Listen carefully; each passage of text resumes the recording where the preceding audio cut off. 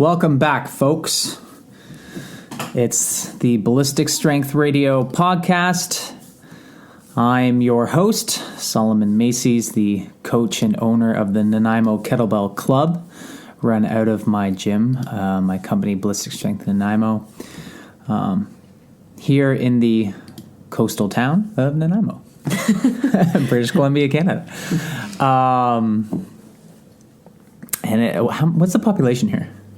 I actually don't know. Should I look it up?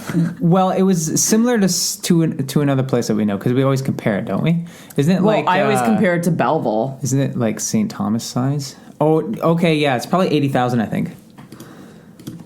Nanaimo population. Which, that would be more like Belleville, because I think St. Thomas is like 30, 35. Well, Belleville's sign is old, and it still says, I think, 36,000. Right. 40,000. Here? Wait, no, 155,000. No. Yeah. Really? That includes the regional district. Okay. Mm-hmm. All right, then. Yeah, so, we run a business outside of a relatively smaller community. It's definitely well spread out. And I would have to say that, obviously, if you're in a large metropolitan type city, that the population density is going to help businesses such as personal training businesses thrive a bit better.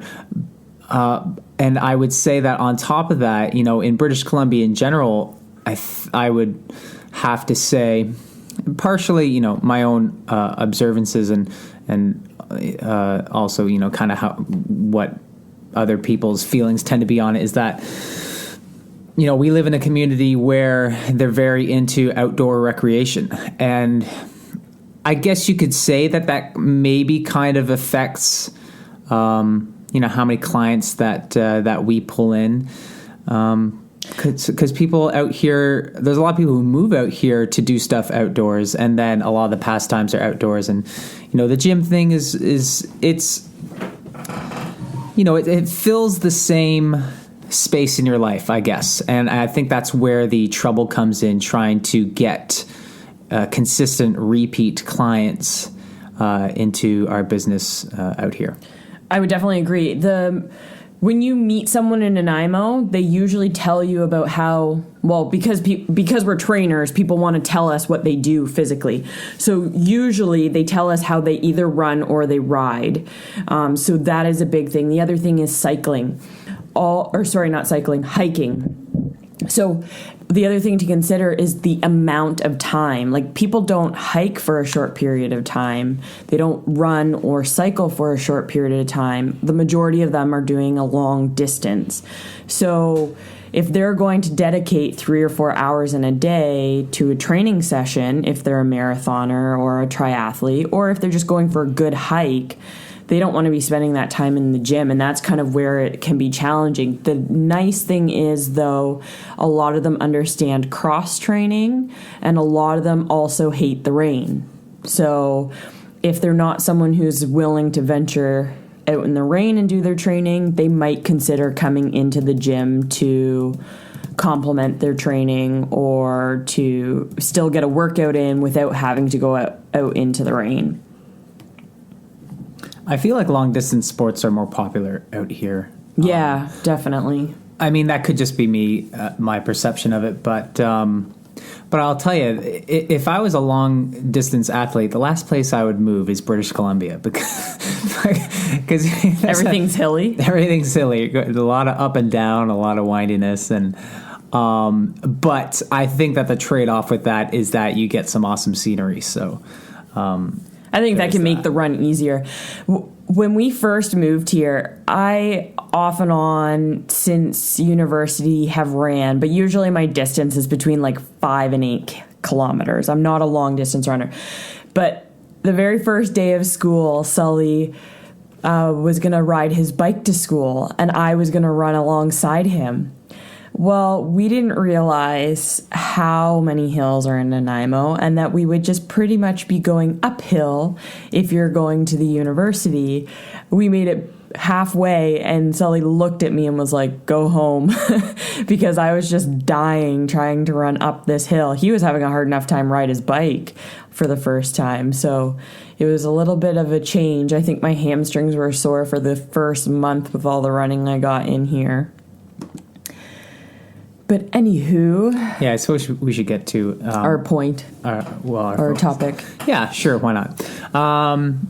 Well, why do you think that long distance sports are so popular out here, or why do you think that they thrive? And do you think that the type of athlete, quote unquote athlete, I mean, an athlete's anybody who engages in activity, really? That's just how I feel. I mean, your training's not going to be any different. It's just kind of what level you're at is typically going to be the difference, but or at least the big difference, I should say. But what do you think separates? Is there a difference between those athletes and maybe some of the people who we train or that we train? What draws them to it? I think one thing is the adrenaline rush. And it's not that you don't get adrenaline rush with weight training. I think like sometimes when you start something and you get that adrenaline rush, you just keep at it. Like it's easy to do the same thing. So if you first got into fitness and you started with running, because most people do start with running because you don't have to pay to go somewhere. You can just go out the door. We think naturally, I see everyone else run, I should be able to run, but running is a skill. So if someone can achieve that high, that runner's high, I think it becomes addictive. But people who have done multiple things start to feel it in other things. But you might also prefer one type of physical high versus another. Like I love the adrenaline rush from kettlebells, and I also love the adrenaline rush from figure skating. But when Sully makes me do split jumps for like 30 seconds, I'm like, when is this over? This is the worst 30 seconds of my life. But I can swing a kettlebell for 10 minutes. So it's so in like weight training, it's almost like we're trying to punish ourselves. But running is, I don't think that, when I go running, I do fit it into my schedule as part of my quote training, but when I'm doing it, I'm not necessarily, unless I have like interval sprints or something like that planned out, I'm not doing it. I'm not thinking about it the same way as training as when I might be doing my like intervals or repeats of long cycle. I'm going with the flow. I'm trying to find a nice pace, and I'm trying to be relaxed. I'm more or less trying to enjoy it. And so I think that that's how most people approach general activity. I think that especially for the population, maybe we can presume that the majority of people aren't necessarily competitive in the sense that we might think of what competition means. And so when they do activity, they're looking for that intrinsic factor. They just want to feel good. Yeah. Whereas when we train, we don't have an intrinsic factor. We're doing it for like a purpose. We're trying to get something out of it. I don't know. I kind of disagree with that. Like when you move up a bell, you at first are like, why is this so hard? Like I can do 216 kilogram snatches, but then you go to the 18 and I can do 130. You're like, why is this so hard? But as you keep working at it, that starts to become like easier and easier and more efficient, that then you kind of get that comfort. Like I can swing the 12 kilogram bell and just feel cozy and like it's enjoyable. It's like going for a leisurely run. I'm just kind of going with the flow, but I've also had to build that skill set to be able to get there, which is part of probably what deters someone. There's more of a skill set for that than running for some people. Yeah, I think you're supporting what I said. Oh, okay. Here's the thing with like intrinsic and extrinsic factors is that whenever there's like a reward, it's extrinsic. You're doing it for a reason. Intrinsic means there's no reason. You're just doing it because you're enjoying it in the moment, or you're enjoying yourself in the moment. Right. There's no real target. There's no real goal. There's not even a desire to get better. You're just doing it because it's fun. Yeah, yeah. And so if you just wanted to go into the gym and just kind of enjoy yourself and just grab a light kettlebell where you know that, doing 15 minutes of just like light long cycle with the 12 kg isn't going to improve your game. You're just doing it because you kind of want to do something that you want to move. You like the rhythm of it. Yeah.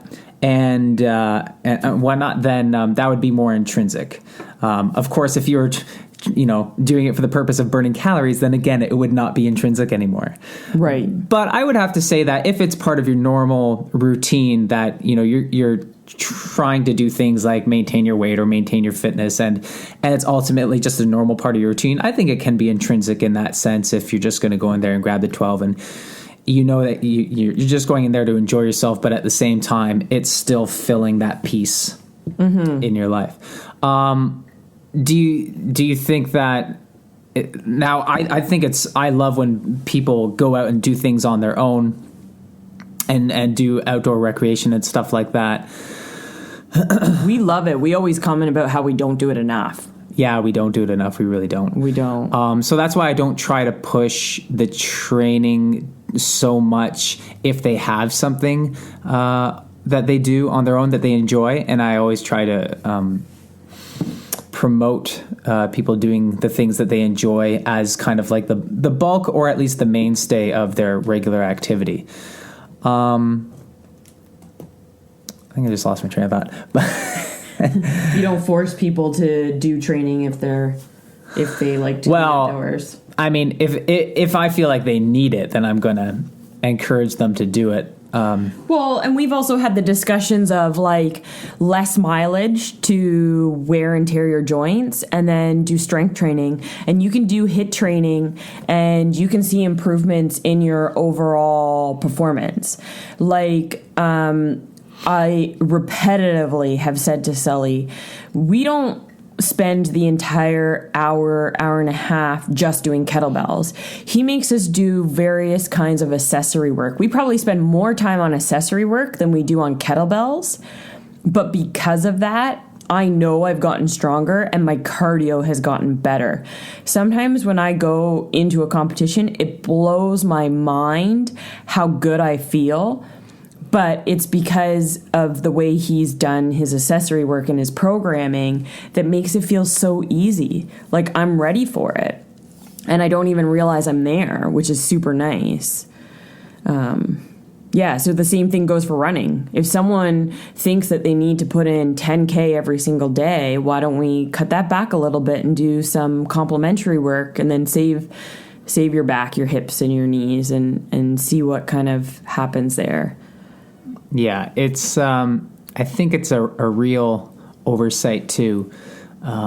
Just think that you can improve just by doing repeated long sessions over and over and over again. I mean, I guess I'm a bit of a nerd about it now, but if you want to improve your fitness, well, let's just break it down into your different energy systems and see how we can most efficiently improve each one of those energy systems. Now, depending on your sport, you're going to focus more on one over the other or what have you. But just doing consistently long distance over and over again is not really going to be the best use of time, because up to a point, all of your long distance training within several kilometers is going to ultimately have the same effect. You need to have sessions where you're working on your pace, doing some sprint sessions, and maybe adjusting your mechanics so that you don't get too comfortable in kind of like a really relaxed, heel heavy pace.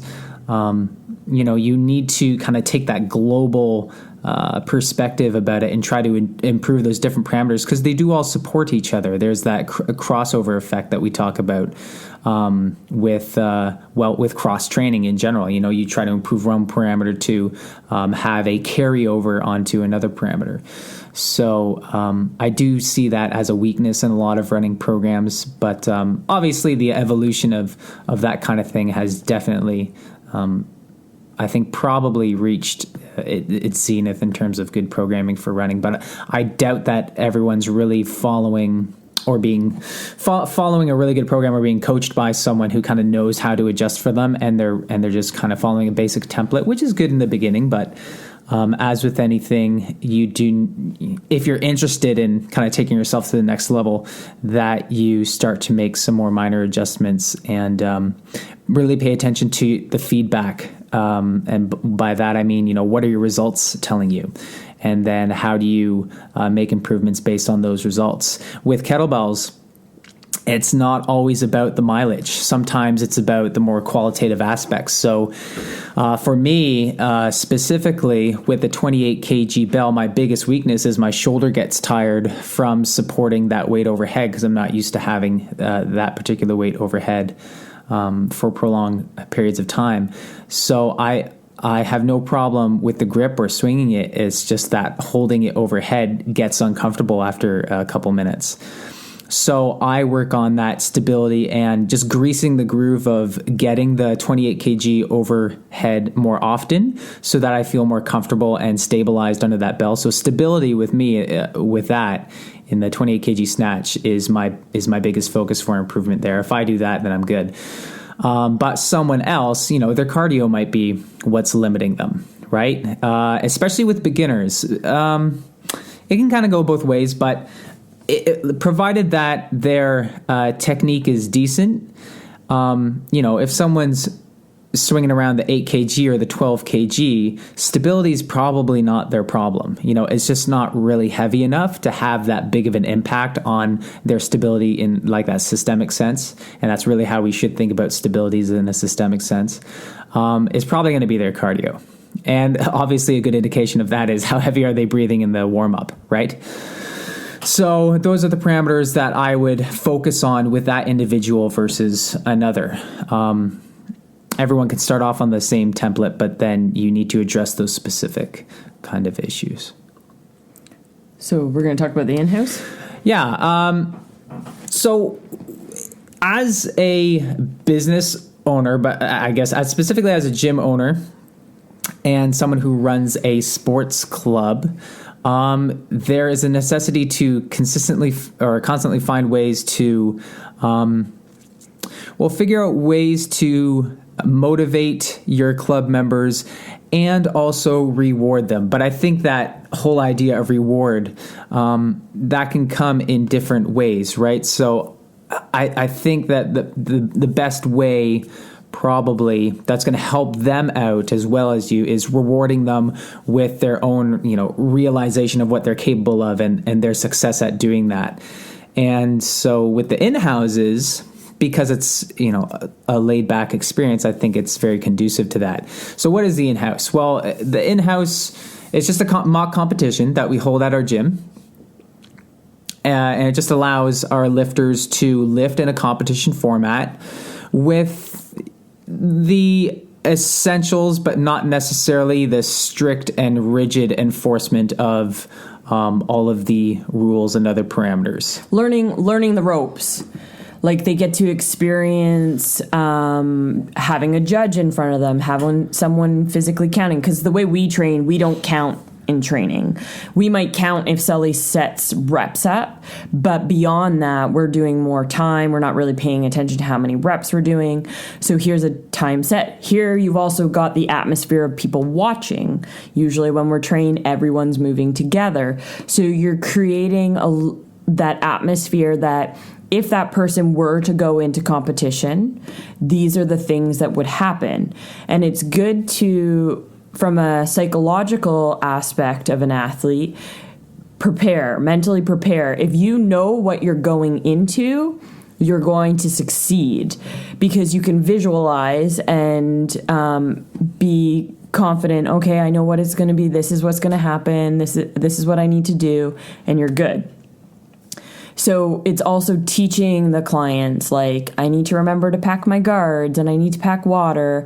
I need to be there 30 minutes in advance because I know I like to warm up for 20 minutes and have 10 minutes to chalk my bell before I get on the platform. And it's also having your coach there, having your coach throw cues at you, and just seeing how you respond. Various aspects of competition that allows our clients to learn what it's like. And everyone did really, really well. Everyone got achieved at least rank numbers in at least one of their events. Or PR'd. Some of them repeated things that they've done, but they still have seen improvements. And some people might say, I only improved by like 1 to 3 repetitions. That's okay. Like sometimes that's really challenging for athletes is they see the person beside them PR'd by 30 reps and this person only PR'd by 3 reps. One, you don't know how often the other person competed. Maybe this is the first time they've been on the platform, but you competed 2 weeks ago.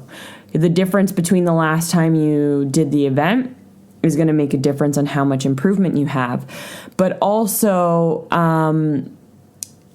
what is affecting you? Is it your cardio that's affecting you? Is it your overhead stability? You're going to see improvements for different reasons. And, yeah, I think if you know that your technique is shite, then you shouldn't be expecting the moon. Yes. Right? That's one of those things that time will be your best ally there, and you need to just practice and get better. I think at an elite level, that is something that's very fragile, is maintaining the acuteness of your technique, because it slips. If you don't practice for like a week, you notice the difference. In the beginning, it's not quite as noticeable, but also in the beginning and the intermediary stage, you're trying a lot of different things as well. So it's very much a process of learning and discovery at first and trying to figure out what's going to kind of work best for you. And it obviously helps to have a coach to help guide you through that process. But when you hit that high level, I don't know, I feel like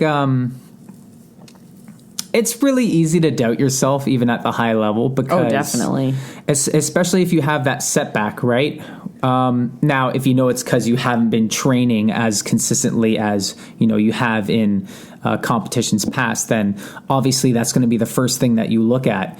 But if something just goes completely haywire, then it's like sometimes you just don't know what to think. I think it's probably very helpful to have that coach to look in and have that second pair of eyes to help you out with that, because sometimes you probably change something and you don't even know it. A really good example is Sully and I, we flew out to Moose Jaw for a competition. We knew that Nationals was going to be in Moose Jaw last year, so they had a competition in October or something, and we flew out there. And I'm snatching, and I'm about to switch hands, and for some reason I start long cycling. You should have seen the look of horror on my face. And to top it off, someone from the audience was like, "She needs to put the bell down." And luckily, my judge was just like, "We're going to let you continue, but your set is technically done." Because she understood yes, technically it's a stop set, but I had a whole arm left. Let's just see what you can do. It's not going to count for your final score, but it did help me mentally. Now, I did struggle for the rest of that competition psychologically. I was supposed to lift the 24 for one arm long cycle, and I was psyching out, and Sully just sat me down, and he's like, "Do you want to drop down to the 20? Like, what do you think?" And I was like, I don't know. And he's like, "I think we should drop down to the 20 and you have a fun set." And it was the best thing I could have done, because if I had 2 sets where I went up there and psychologically just was like, I suck, it probably would have done more damage. And that's one where a coach comes in, but 2, just shit happens. You can't guarantee that every set's going to go perfectly. Like, who would have thunk that I would snatch a set and then all of a sudden turn into long cycle? Like, my brain just it disappeared. And it was a learning experience on that one. That's also an interesting topic, is kind of making those last minute changes. Several times I've made some last minute changes. Usually what I'll end up doing is scrap my 24 long cycle and go down to 20. Typically because I will feel like my training leading up to it, I haven't been doing it, frankly. But the interesting thing is, and Rachel mentioned, she just had a fun set and she felt that she got a lot more out of that than trying to struggle through the set that she originally planned on. And I think that's kind of an interesting concept, because, sometimes things don't always go as well as planned. And sometimes, when you're in that position, you can turn a shit sandwich into a glass of lemonade. Is that how the phrase goes? I've never heard that phrase, so I can't comment.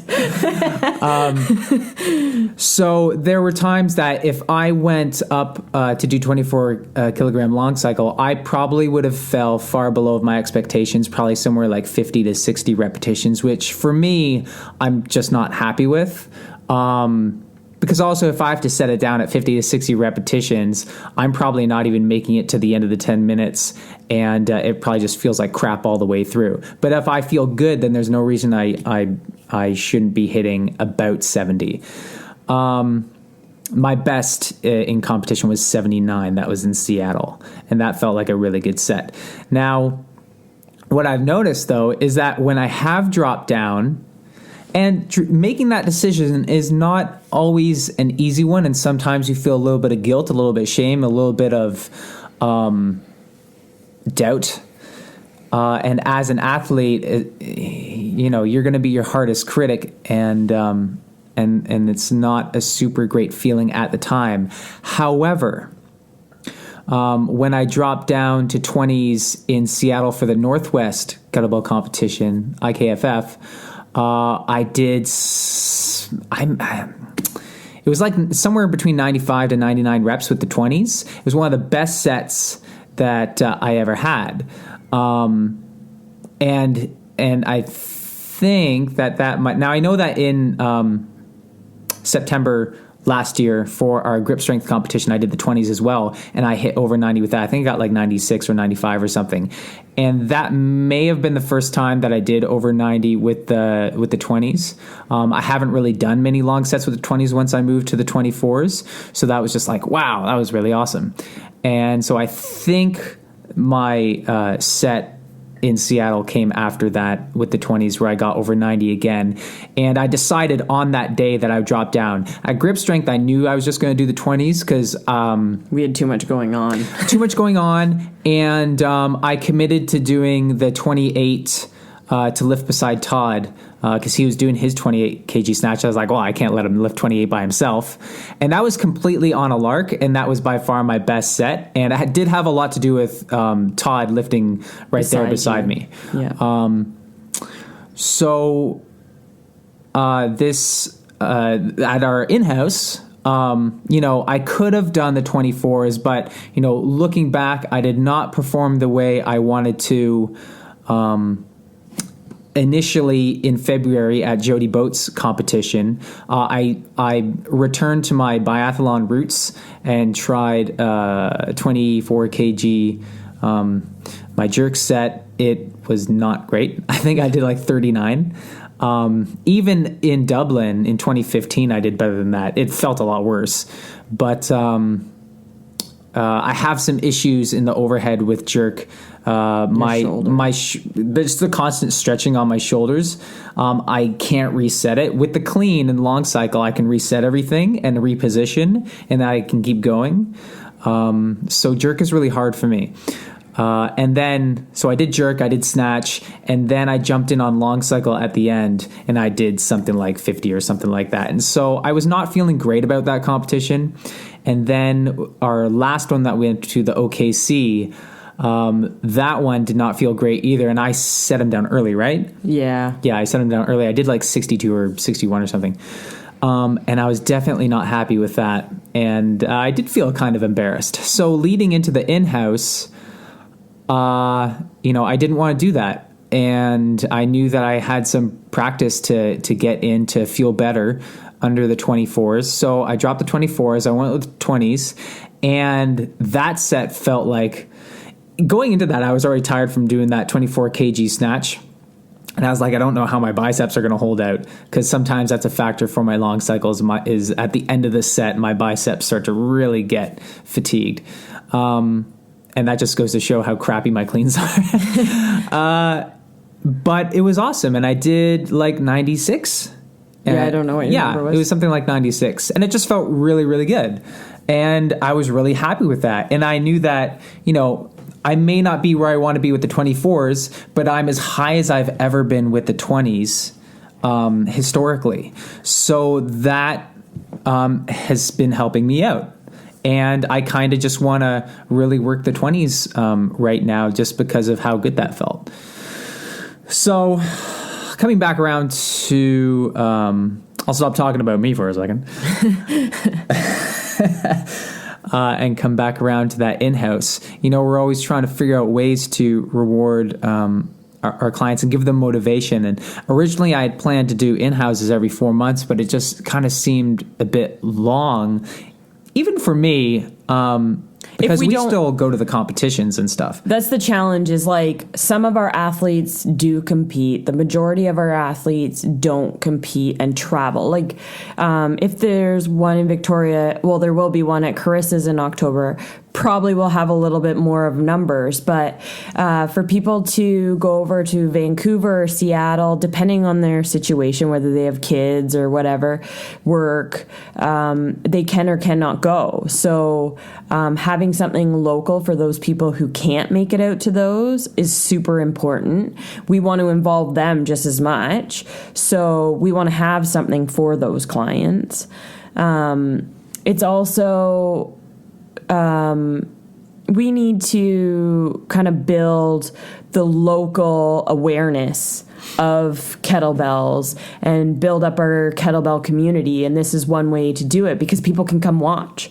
My neighbor was absolutely hilarious. She asked us what was going on, and she was like, kind of looking out her window, she said, and she was, oh, that person lifts kettlebells. Oh, look at that person. She was noticing the different body types. And then she got super excited because Panago Pizza also sponsored us again. And she was like, they even get pizza.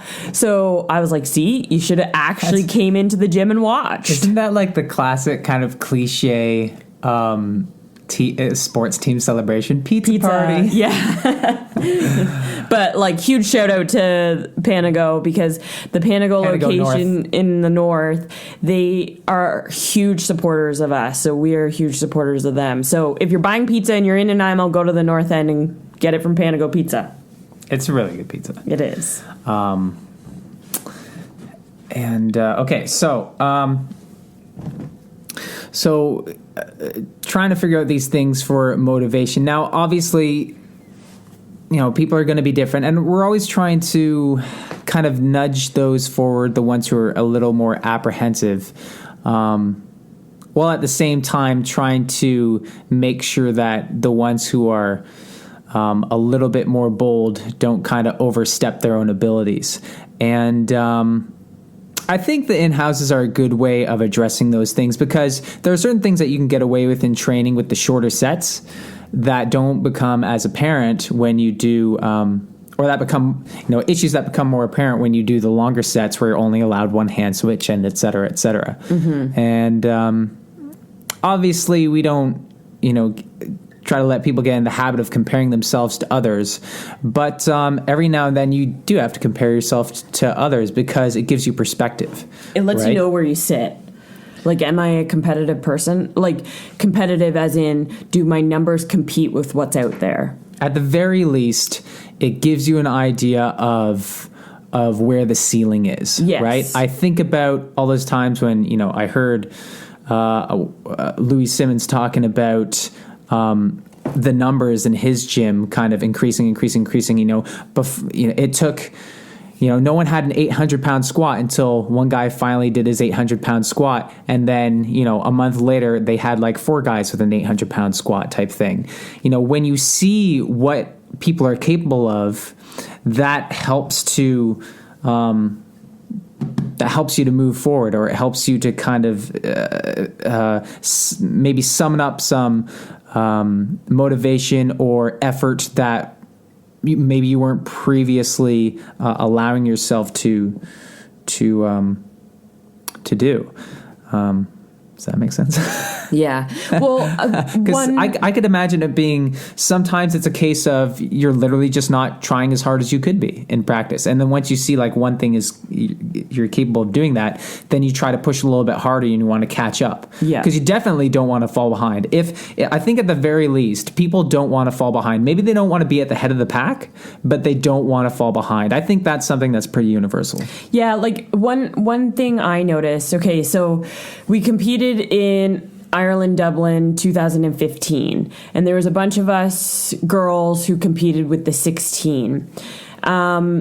Everyone, once we were back, was like, we're all going to the 20s. And Sully was like, you're not going to the 20. You're sticking to the 16. Your goal is to hit 200. And for a while, I felt like I was up on the platform by myself because I was still lifting the 16 because I needed to hit the ceiling with it. But then I think other people started to realize, just because I competed at an international competition doesn't mean that I move on, that I need to come back and I need to improve those numbers. So I would say in the last year, I've noticed it's a little bit more competitive with the 16, and there's a lot of women out there trying to hit that 200 mark. And I think that was good, because one, it gave us competition. It gave us somebody to compete against. But two, everyone knew where the ceiling was. They knew where to aim. Where before, I think part of the reason people moved on to the 20s was that they didn't know where to aim. And now we've got tons of women who can hit 200 with the 16. And so now everyone's trying to go a little bit farther and maybe trying to do that with the 20. So slowly, as a group, we're all going on to the next thing, which I think is super important. Even though we're not all close to each other, you see what people do in competition, and it just motivates you to keep working at it. And so now we have a bunch of new people who have, tried a competition setting for the first time, and now we get to reflect on where they are and where they can go. I think it's not so much about how you did as opposed to setting the baseline and then figuring out where do we go from here. And you don't really know how to get there unless you know where the starting point is, and then you can start to create that roadmap. One thing that I have a couple of coaching books, and one thing I started to get in the habit of doing is after going to competitions, we'd have like a post-competition dinner, and we as a team would sit down, myself, Rachel, and sometimes one or two other people, and I'd ask everybody, how did you feel about your set? What do you think you did well? What do you think you didn't do so well? What do you think you need to improve on? And just get them to really think about their experience and reflect on it, and maybe think actionably about what they're going to do from this point. And I think that's something that's pretty time sensitive. You want to make sure that, it's still fresh in their mind, and get them to talk about that while it is. And while they're still kind of pumped about the whole thing, don't let that energy dissipate. Try to get it while they're still kind of motivated there. Mm-hmm. Definitely. It was one of the things I liked was one of the other athletes commented on seeing one of her teammates, his facial expression when he finished his set, and how he was blown away by what he just accomplished. And for one athlete to catch that experience in someone else's face, I think is key. And what I took from it when she was sharing that with me was she was proud for him and happy for him, but it also gave her a I understand this, and she was feeling the same thing because this was her first experience as well, but it was exciting for her to see it in her teammates and to see the joy and the pride that they were able to accomplish what they were able to accomplish up there. That was something that I definitely noticed on Saturday at the in-house was, obviously I try to be, as a coach, I try to listen to everyone. I try to, let them know that I kind of care about what they have to say and who they are and all that stuff. But I was very much taken aback at how into everything the people were. I remember back at that not this in-house, but the in-house before, I think it was, where one of our lifters, she was expressing to me kind of like how her whole body was like all tingling and stuff after her set, and her heart rate was up, and she was just like, her eyes were like massive, and she was just like so pumped and so excited about what she just did. And she did like something like, over 200 reps with the 8 kg for the snatch, and she was just really pumped about that. And those things kind of stick with you as a coach. And this last one of our male lifters, who I've been giving him some programming to do on his own. He's not always around. He'll often take these road trips and such, and he'll do his program. He has a couple kettlebells, and he'll do his program on his own. And it's really shown. And even his physique, he's been so consistent with it that he's dropped quite a few pounds. And he's just been getting better and better and better at all these movements, and he's looking so much more comfortable. And he put in a 16 kg snatch set. He did a 12 kg long cycle set, and then he jumped in on 16 kg long cycle in the relay at the end, and just very competent throughout the whole in-house. And but particularly after his snatch set, he was just so engaged and so excited and so pumped, and he just couldn't hold still. It was quite fantastic, and especially for someone who's a bit older. He's a bit of a silver fox now. And he even said, like, athleticism is not his thing. Like, his thing is arts and music, and he's done very well for not being someone who did physical activity on a regular basis prior to this. Yeah, well, and he listens well, and he does his homework, as you would say. Yeah. And it definitely shows. He's made tremendous progress for not being here as often as some other people have been here. He's definitely come very far compared to some others who maybe perhaps aren't as into it as he is. So that was awesome to see. And then another one of our female lifters, she did like a 50 rep PR on her snatch. That's huge. Yeah, it was like 162 at our last one, and then it was 213 with the 8 kg at this one. And same thing, she was just so super pumped about it, but she said how easy it felt. And she only comes like once a week. But she does have a kettlebell at home, and I have given her some workouts to do, particularly when she hasn't been able to make it. I'll just like send her a quick thing through a text and be like, do these things. And she does it. So, and I think maybe that brings up a something to consider. Just because someone can't be here all the time doesn't mean they're not capable of making as much progress as other people. But you do need to, as a coach,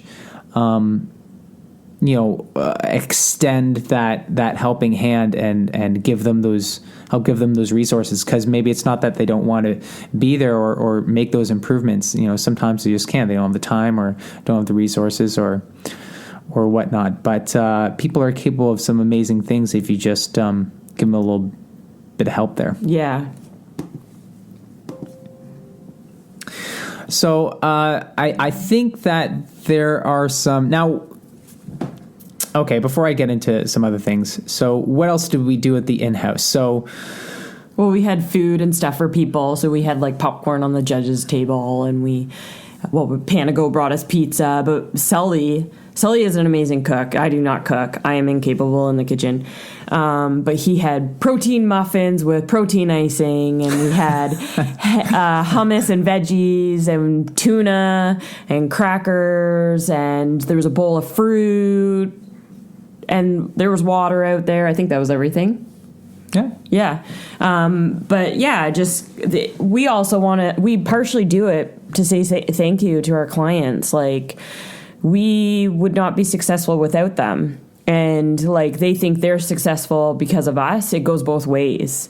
And we want to show that gratitude to our clients. And the same with our staff. Like we've got one staff member and he came out and volunteered as a judge. And it's the same thing. We want to be able to say thank you because we honestly can't do this on our own. We try to do the majority of it on our own, but we can't. And we need those people. So we want to show our thank you by being encouraging and by having little treats and having these fun events and stuff. And so obviously people had their own rewards of going up there and doing their best, but I also felt it necessary to make some personal comments. Certificates. Oh, yeah. For people, specifically for achieving rank numbers. I didn't want to give out stuff for every single little thing, but if you made rank numbers, I wanted to make sure that you knew that and that you got something nice for it, and something that I think for me just would illustrate my appreciation and pride in them for achieving that. So I did make up some fancy schmancy certificates that if they got ranked, that had their name on it and said what rank they got, and we based it on the IUKL standards. So we used their ranking tables and then just gave the ranks out based on that. Yeah, and I don't think that everyone really necessarily understands at this point what the ranks really mean or stand for, or how useful they are. But it was just something that I could do. I remember my first competition. It was cool to get all that stuff, the certificate and the medal and all that jazz. And I think if you've been participating for any lifting for any period of time, as long as we have, then you have quite the collection of certificates. So I think for me, I wanted to try and take that step to be the first and make that imprint on them. Because a lot of them, this was their first experience of a competition. And for that reason, I think it's really important to make those certificates really, really nice and really professional. And I didn't really do it this time around, but I think in the future, I think something that might be good for you to do if you're going to do something like that is, put some words of encouragement or maybe a mantra or a quote that means something to you that you think that your lifters would benefit from in particular. At the end of last year, 2017, we held an awards bank. Well, technically, we held it in January. Yeah, but it was based on 2017. Yeah. And I gave out 5 certificates to my lifters. These were athletic awards. So we had Team Spirit, Coach's Choice, Outstanding Athlete, Rookie of the Year, and there's another one that I'm forgetting. Coach's Choice. Oh, Most Improved. Yeah. And for each certificate had their own little blurb on kind of why they were receiving it. So a little bit of customization there that just would kind of show, that you thought about, this thing that you were giving them, that it wasn't just, medals are great, but, a medal is a medal is a medal is a medal. Mm-hmm. But if you can kind of attach maybe even an emotional component to that, through, the thought that you put into it, then I think that's really, that's important, I think. Well, and I think, yes, this is our work, but Sully and I are both emotional people in different ways, but let me build on that for a second before you get into that. The other thing that prompted me to continue with the tradition with the certificates that kind of started with the athletic awards banquet was how some of the feedback that I got from those certificates was, people said they were going to frame them or put them on their fridge or stuff like that. And that just kind of stuck with me. It showed me that, because I wasn't really expecting all that much. I wanted to kind of do my piece, and then, if people cared about them or not, whatever, let the chips fall where they may. But, there was good feedback on them receiving those, and they felt like it was special to them. It was encouraging. It it motivated them to only want to do better. And it motivated me to continue with that tradition. So based on, well, and kind of Sully's comment kind of builds on what I was going to say. We very much care about our clients, but it's not always easy to say as probably the average person. You don't go around we don't go around every session and telling people you're amazing. Well, and then it starts to get old, right? If I tell you you're amazing every single training session, you're just going to be like, well, I can't do everything perfect. Let's be realistic. I like to balance the amount of kudos with a certain amount of sarcasm and picking on. Yeah. Absolutely. I got that a lot on Saturday. And whatever. You were I was tripping You're going back. slow, Sully. Come on, you better catch up. But anyways, this is kind of our way of like, we might not say it all the time, but this is our way of saying it to our clients and just letting them know. And yeah.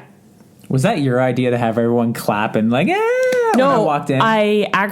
You missed it. I had said to the group, I had been away and you literally had done all the work for this in-house by yourself. So I was like, don't say thank you to me, say thank you to Sully. And then you walked in conveniently right when I finished. So then they all started clapping.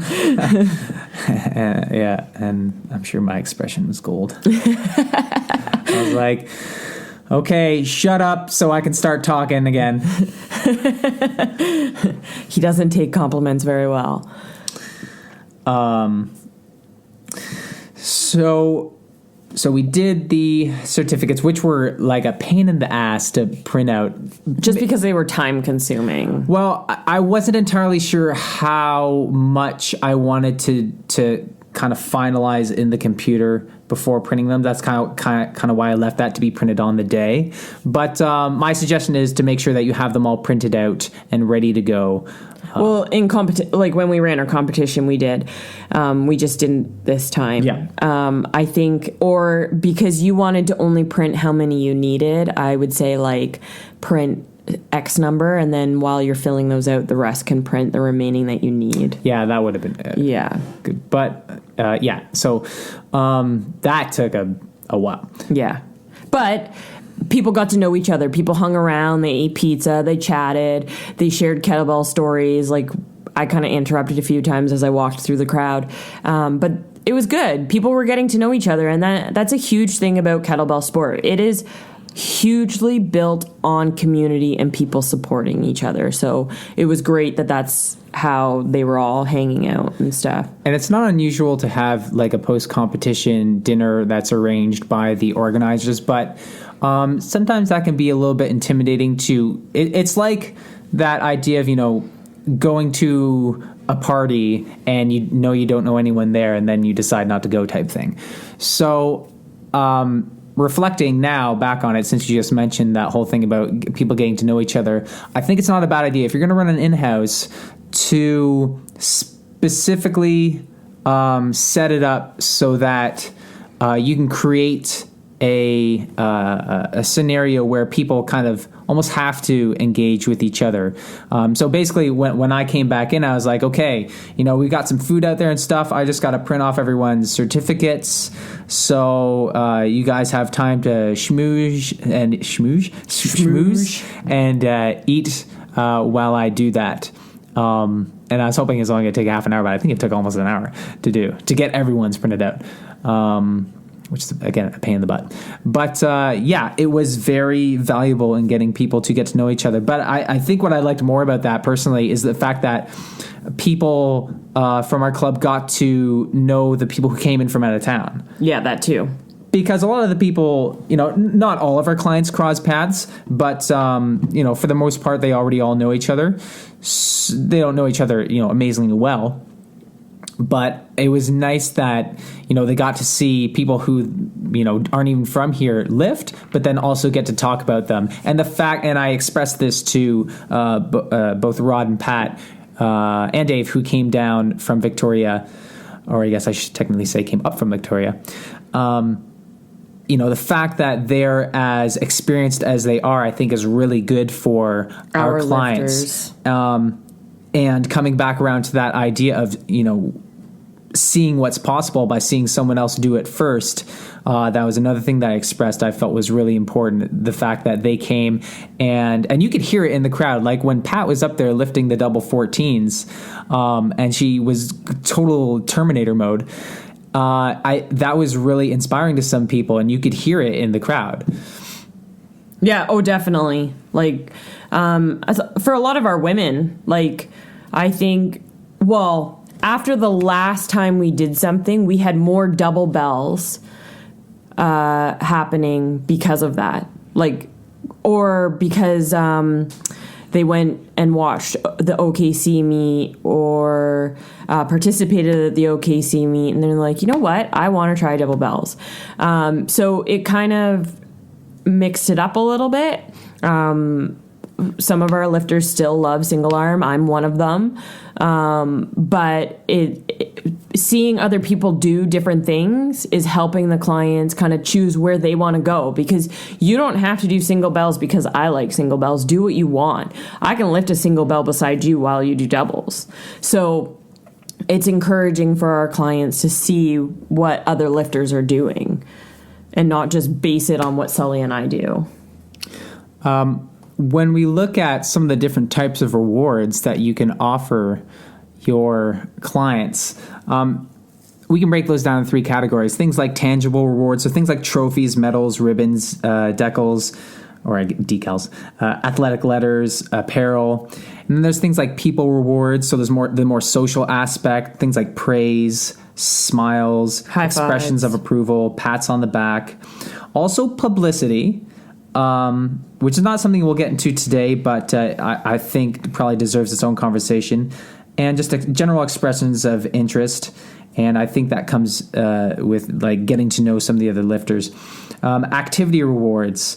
So this can be sometimes things that fall into more like the off season as well. So doing games instead of drills, maybe just extending your sessions, or maybe even shortening them up, depending, changing things up to respond to how people are doing with the training and the in season. Well, and that's even like we're doing the pentathlon next month, and that's to change it up. So we're still going to have a fun event, but it's not going to be a competition. Well, it is a competition, but a different kind. And there's differences inside of just the kind of the face value of that. So in our traditional competition, you got 10-minute sets, and at most you might do 3 events, unless you're Rachel, who's a hot dogger and did like 5. I was trying to support my teammates who were on the platform by themselves. Mm-hmm. And so, that's 30 minutes of work, and but 30 minutes of generally max effort work, right? You're trying to do as best as you can. Whereas the pentathlon is going to be 50 total minutes of work.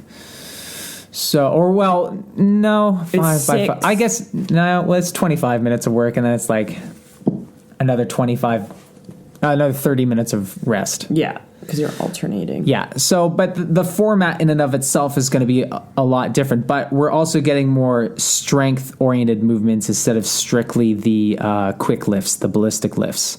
So there's going to be different demands. And so there are differences within just changing it from our traditional competition format to the pentathlon. Even changing roles is good to mix it up. Like we had Josh do some judging. Yep. He was awesome. He was a huge help. He cleaned up, he judged, he lifted. And then, again, specifically for the off-season, playing some different sports or doing some things different. Like, even in classes, sometimes I throw some running in there, but we don't do it often, usually because it's raining all the time. But it's even like the Hercules Weightlifting Club. Every summer, they do this, like, fun, like, little track day where they, like, throw kettlebells and they do long jump or high jump or whatever. We missed it last year, but... Well, they didn't do it last year. No, right, it got canceled. Yeah. But that's just another team-building event. Yeah, so these are all things that I think are important to try and figure out ways to incorporate into not necessarily the day-to-day, but, fit it into your yearly schedule. Figure out ways to implement these types of rewards. Because as much as, you as a coach or maybe a more experienced athlete knows that you don't necessarily need maybe those extrinsic rewards, and you see the value in the progressive improvements. In the beginning, it's important. It's definitely important because you want to get that ball rolling, but then you got to keep it rolling. You got to build some steam and create buy-in, because maybe not necessarily all of your people are completely invested. And I mean, obviously, we're not a religion and we're trying to convert people, but I think just about anybody can make this type of activity or regular weightlifting activity or strength-oriented activity a regular part of their routine and an important part of their routine. I don't think it really has to be a substitute for other things in their life. I think it can be just as important as other things and not interfere with those things in a negative way. Mm-hmm. So keep your people motivated. Engage with them on a regular basis. Give them good feedback. Don't reward the outcome, but try to reward the performance. Try to reward qualitative aspects. Help them get better at what they're doing, not necessarily get more reps or et cetera. Because I think any coach worth their salt knows that if everything looks good, then the numbers will be there. Yeah. Right? And then on top of that, try to give them those regular, periodic chances to update their perception of where they are, where they stand. So the in-houses are great for that, right? They can have that opportunity to test. And I didn't mention this, but leading up to the in-house, our program was geared towards preparing them for the in-house. And the other thing that I noticed is that for some of the people who've never prepared for a competition before, didn't really realize that that's what they were doing. And didn't really realize that their training was leading their training would ensure that they would do well. That's how that works. This idea of progressive overload or sport specific training that's designed to be progressive. And so I think the more that we can get people to understand that idea of progressive overload and progressive adaptation, the better off they're going to be. And obviously that's that whole side of motivation and keeping that ball rolling and momentum that we kind of understand as athletes that we need to make sure our people do as well. And then, after the in-house, make sure that you show your appreciation either through, social engagement with the other lifters, and then also those extrinsic rewards, which are nice, like those tangible rewards, ribbons, medals, and stuff like that. Try to give them something that's of a bit more tangible substance that's also a visual and tactile reminder of how they did or what they did. Well, and I think too, part of the reason people are your clients is because of who you are. So Sully and I definitely have different personalities. Therefore, some clients work better with Sully and some clients work better than me. But spending that little extra time with those clients is part of the reason they're going to want to be with you, like in training and outside of training. And I think just spending that little extra time of saying, man, you did amazing today. Like you hit a 2 PR, but I really noticed an improvement in your overhead stability. I don't care about the numbers. Like I remember when I saw Linda start to change her swing and it was starting to look more like she was thinking about how she loaded and unloaded her backswing. I was like, someone's been practicing. And she was like, she said something like, I stole it from somebody else, or I've been watching somebody else. She was implying that she was watching my technique. But yeah, I'm more blown away when I see those active changes in technique. Then the numbers don't matter to me. Chances are the reason that you're getting the numbers that you have right now is the technique that you're using right now. So when I see a change in technique, that tells me you're thinking about it. Mm-hmm. And the fact that you're actually listening, which is huge, right? What? Anyway, so this has been a nice reflection on Saturday, and it definitely was a lot of fun. We certainly recommend that you get on running these things if you're not already. Whatever sport or however you run your business, try and find a way to incorporate some form of fun days. And it definitely was a fun. More than anything else, obviously it was like a quote testing day. Although I never referred to it that way, but it was more just a fun day. And to talk about fun days, May 5th is Pilates Day. So we are doing, Sully's like cheesy. We are holding Pilates classes on May 5th. Right now we have 2 classes at 8 a.m. and 10:15. We might add more if there is demand, because I'm only taking 5 in each class because it's a mat class. And participation is a donation to Big Brothers and Big Sisters. And we're just going to have some fun doing some Pilates and do some fundraising. Yeah. Right on. And you can find out more by... you can email me at info@returntoform.ca. And contact me at Sully Sully@ballisticstrength.ca. I also accept emails at podcast@ballisticstrength.ca. And make sure you visit the podcast website to check out some of the older episodes, and maybe you can find something on there that you like that might help you out. And don't forget iTunes and Google reviews. Yes, get on that. I need them. Rankings and such. Anyways, have a great day, and we thank you for listening. Bye now.